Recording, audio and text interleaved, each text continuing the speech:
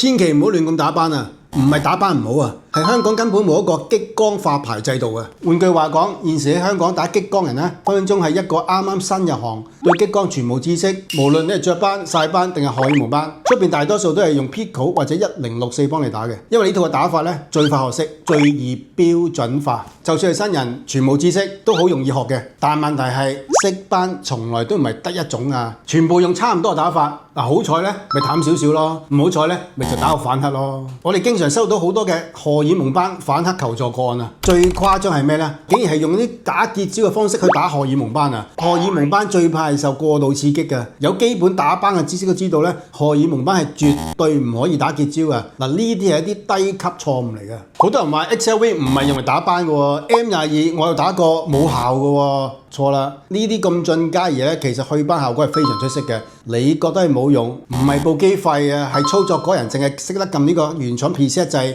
一式一樣嘅預設打法。呢啲根本唔係一啲高階打法啊！要有效用呢啲儀器去斑，係必須要用高階打法，唔係用一式一樣嘅打法。我喺8年前咧已經睇到呢個市場嘅漏洞啦，開始專注研究去斑。嗱，特別係啲棘手嘅荷爾蒙斑啊，研究每一部機點樣先可以發揮到最好嘅效果啊！如果你有啲斑打極唔清，甚至反黑，嗱，歡迎上嚟做一個真正嘅皮膚底層測試。等我哋嘅團隊話俾你知，你真正需要用咩技術。